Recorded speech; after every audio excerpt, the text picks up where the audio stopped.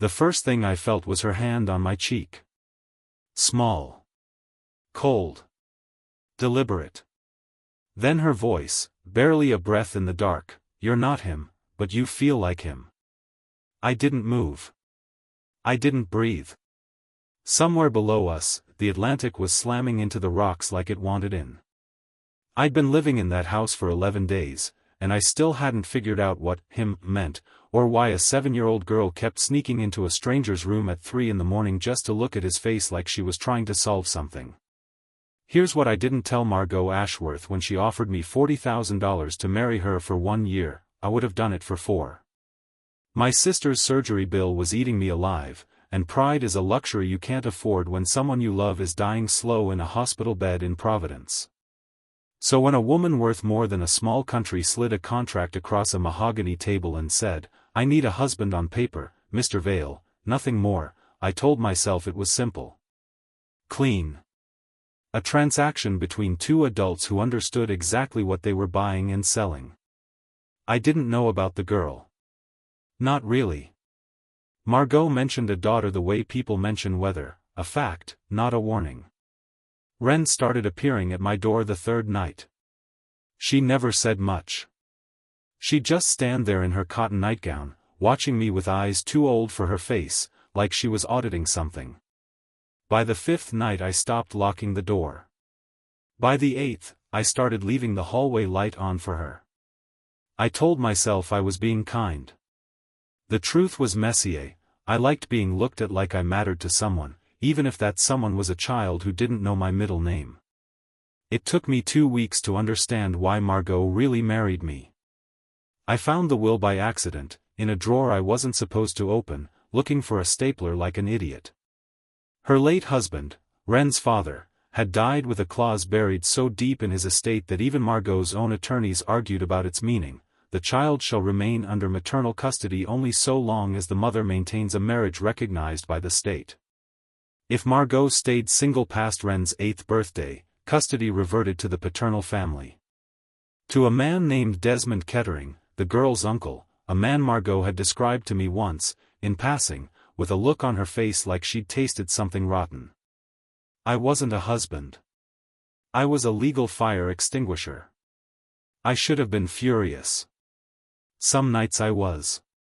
But then there'd be dinner, real dinner, not staged for anyone, and Wren would spill orange juice laughing at something I said, and Margot would catch my eye over the candles like we were in on some private joke the universe hadn't told us yet.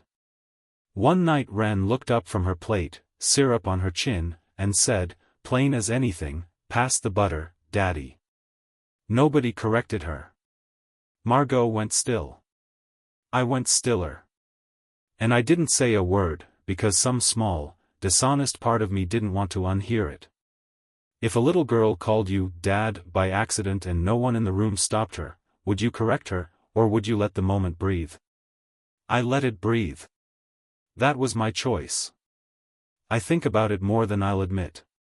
If you've ever taken on more than you agreed to just because someone finally looked at you like you belonged somewhere, hit subscribe.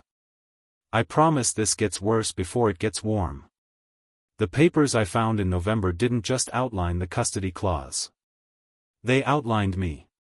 A dossier, my sister's medical debt, my eviction notice from the year before, a psychological profile some hired firm had written up before Margot ever sat across from me at that table.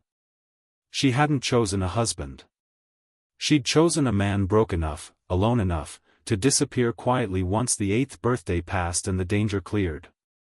There was a second folder underneath it, correspondence between her lawyer and a firm specializing in marital dissolution, no contest.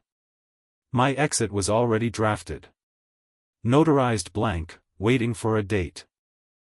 I stood in that cold library with the rain hammering the windows and felt something in my chest cave in, not from heartbreak exactly, from humiliation.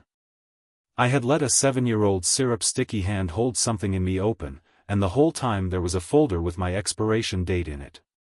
Then the gate intercom buzzed. 11 at night, in October, nobody buzzes unless something's wrong. It was Desmond Kettering. Wren's uncle. Standing in the floodlights in a wool coat, rain sliding off his shoulders, telling the housekeeper he had every legal right to see his niece before the birthday made it official. Margot came down the stairs pale as bone. And Ren was already at the top of the staircase in her nightgown, gripping the railing, watching the man who shared her father's blood like she recognized something in him she didn't want to. I made a decision on that staircase that had nothing to do with $40,000. I stepped between that little girl and a man with a legitimate legal claim, a man who could have had me arrested for trespassing on a fight that wasn't mine to fight. I said his name wasn't going past that door tonight. Margot stared at me like she was seeing a stranger, because in every way that mattered on paper, I was. I didn't sign up to be a father. I signed up to disappear on schedule. But there's a version of love that doesn't ask your permission first, it just moves your feet before your mind catches up. If you were standing on those stairs, holding a stranger's trust in your hands, unsure if it was ever supposed to be yours to hold, would you have stayed? I stayed. I'm still not sure it was the smart choice. I only know it was the true one. If this story found something in you, if you've ever loved someone you were never supposed to keep, comment the word stay below. I want to know how many of us are out there, holding on to something the paperwork never promised us.